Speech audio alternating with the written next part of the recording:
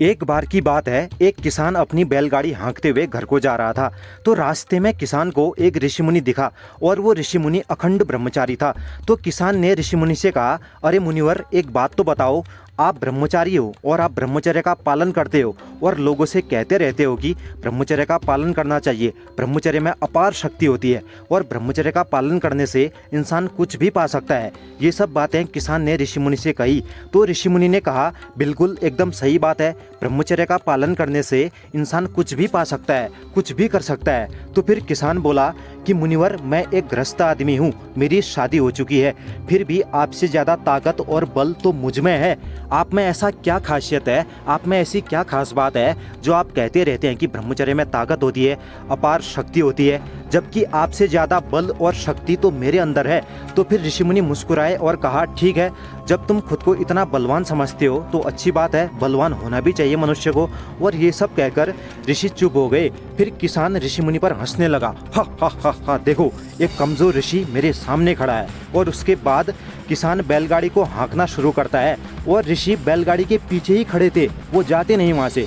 तभी जब किसान बैलगाड़ी को आगे बढ़ाता है तो बैलगाड़ी एक कदम भी आगे नहीं बढ़ती। किसान पूरा जोर लगा देता है कि कैसे भी बैलगाड़ी आगे बढ़े, लेकिन बैलगाड़ी एक कदम भी आगे नहीं बढ़ती। जहाँ पर बैलगाड़ी थी वहीं पर जम जाती है।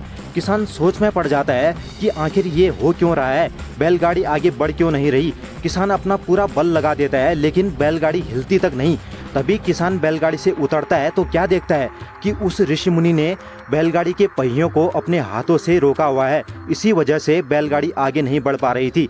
किसान हैरान हो जाता है कि एक साधारण से दिखने वाले ऋषि में इतना बल कैसे, इतनी शक्ति कैसे कि ऋषिमुनि ने बैलगाड़ी को अपने हाथों से रोक दिया। आखिर कैसे, किसान सोच में पड़ जाता है। किसान को विश्वास ही नहीं होता। तभी ऋषि बैलगाड़ी के पहियों को अपने हाथों से छोड़ देते हैं और बैलगाड़ी इतनी दूर तक जाती है कि दिखती ही नहीं और किसान ये सब देखता ही रहता है। किसान को विश्वास ही नहीं हो रहा था कि ये सब हो कैसे सकता है। तभी ऋषि ने किसान की तरफ देखा और मुस्कुराए, फिर बोले, हाँ भाई किसान, अब बता किस में है बल, कौन है ताकतवर, तू या फिर मैं या फिर एक साधारण सा दिखने वाला साधु। तो फिर किसान का सारा घमंड उतर गया। किसान साधु से आंख भी नहीं मिला पा रहा था। और फिर किसान ने ऋषिमुनि से माफ़ी मांगी और कहा कि हे मुनिवर, मुझसे गलती हो गई। मैं जान गया कि ब्रह्मचर्य में कितनी शक्ति होती है। अगर हर इंसान आपकी तरह ब्रह्मचर्य का पालन करे तो हर इंसान शक्तिशाली होगा, हर इंसान में बल ही बल होगा। तो ये कहानी सुनाने का मेरा मतलब ये था कि ब्रह्मचर्य में कितनी शक्ति होती है, मैं आपको ये बताना चाह रहा था। और जो लोग ये कहते हैं कि ब्रह्मचर्य का पालन करने से कुछ नहीं होता, शायद उनको जवाब मिल गया होगा कि ब्रह्मचर्य में कितनी पावर होती है। और मैं आशा करता हूँ कि ये कहानी सुनने के बाद आप ब्रह्मचर्य का पालन करोगे, क्योंकि ब्रह्मचर्य ही जीवन है और वीर्यनाशी मृत्यु। ठीक है, तो बस आज के लिए इतना ही। चैनल पर नए हो तो लाइक करो, शेयर करो, सब्सक्राइब करो।